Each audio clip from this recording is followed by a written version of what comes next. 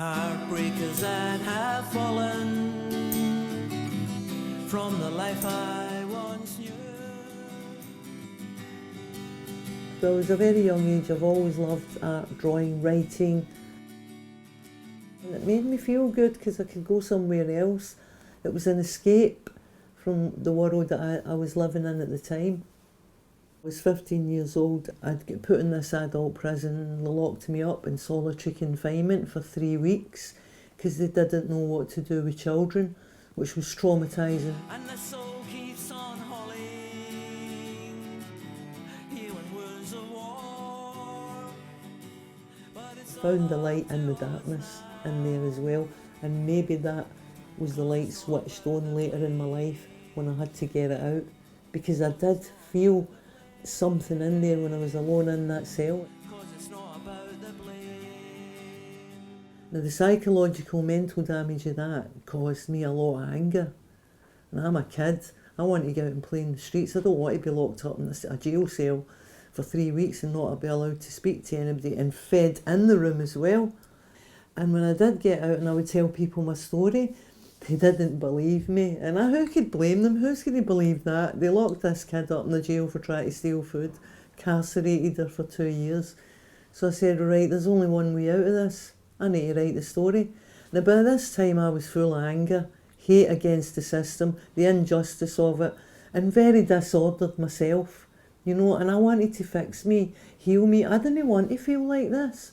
I wanted to feel like people in the street who were laughing and joking and not always being miserable. I'm trying hard, so hard in vain,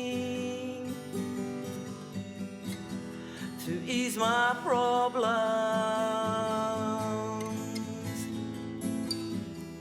to ease my pain. So I wrote the story, published the book, and there you go, it all came out.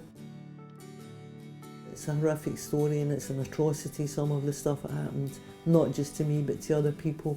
I saw things that were tragic and they don't leave your mind because it's like a camera taking pictures.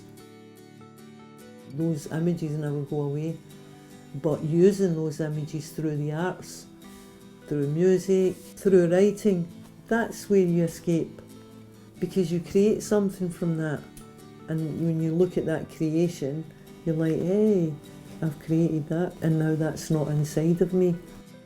You have to accept the things that happened and work with what happened to you, and it's working with what happened to me.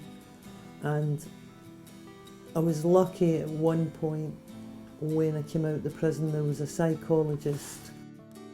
She showed me a lot of compassion and she told me a lot of things about anger and how to meditate.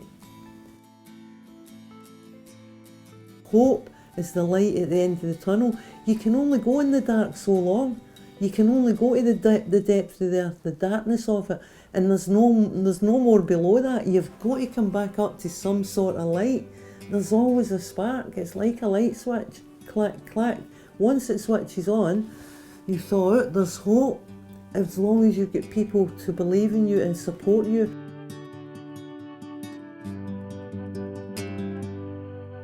Got a one-way ticket for any destination. Don't know where I'm going, but I know I'm not coming back. One-way ticket, best feeling that I ever had. One-way ticket, 'cause I know I ain't coming back. Spent my whole life taking some crazy, crazy chances.